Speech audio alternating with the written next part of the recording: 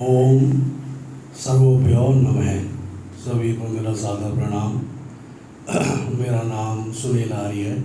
फरीदाबाद हरियाणा से मैं आया हूँ और अनुभव की तो ऐसी बातें हैं कि आचार्य जी भी हमारे गुरु रहे हैं रोजड़ में। मैंने वहाँ से शिक्षा ग्रहण करी है। 4-5 शिविर मैंने वहाँ से भी किए हैं। स्वामी विवेकानंद जी से भी मैंने शिक्षा ग्रहण करी है। तो वहाँ लगभग मैं कई बार जाता रहा हूँ। तो अनुभव का तो ये बात है कि अनुभव तो जो यहाँ शिविर में आता है उनको अच्छा ही होता है, क्योंकि यहाँ सब बातें अच्छी मिलती है। इसमें तो अनुभव कैसा रहा ये कहने का के लिए कोई स्थान नहीं है, अच्छा ही रहता है। लेकिन एक बात, जब मैं लगभग 15 वर्ष पहले गया था और आज तक एक बात ही मैं सुनता आ रहा हूँ और यही बात मेरी समझ में आई है। 10-15 वर्षों में एक ही बात मेरी मुख्य रूप से समझ में आई है कि ये जो क्रियात्मक लिखा हुआ है, हम जिन बातों को सुन रहे हैं, समझ रहे हैं, पढ़ रहे हैं, इन बातों को अपने जीवन व्यवहार में उतारें। अगर हमारी इन बातों को हम अपने व्यवहार में नहीं उतारेंगे, क्रिया में नहीं लेके आएंगे, व्यवहार में नहीं लेके आएंगे, तो ये योग हमें सफलता की तरफ नहीं ले जा सकता, हमें सफलता की प्राप्ति नहीं होगी।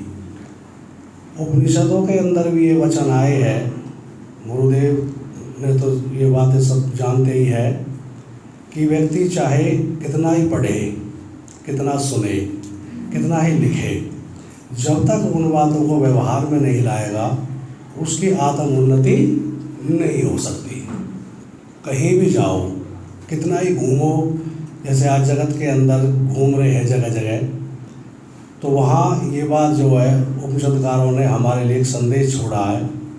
और यही बात हमें यहाँ रोजड़ से और यहाँ तक यही प्राप्त हुई है कि हम अपने जीवन में जो ये बातें इसे क्रिया में लेके आए। मैंने एक छोटी सी पुस्तक का भी लेखन किया है, उस पुस्तक के अंदर भी ये बातें मैंने लिखी है वहाँ। तो एक और उसमें उदाहरण आता है कि जैसे अगर हम कितना ही पढ़ लें, कितनी पुस्तक लिख लें, कितना ही सुन लें, तो जब तक हम उसे व्यवहार में नहीं लाएंगे वो हमें लाभ का ही नहीं होगा। तो फिर वो हम कैसे, वहाँ लिखा है हमारे उपनिषदकार जी ने कि हम कौन है, फिर हम एक गधा है। एक गधा जानवर होता है कि उसके ऊपर चंदन लदा हुआ है और वो गधा केवल भार महसूस कर रहा है। उसको ये नहीं पता है कि तेरे ऊपर कितनी अमूल्य वस्तु का तू भार उठा रहा है। उसे ये इस बात का ज्ञात नहीं होता, जान नहीं होता इस बात का।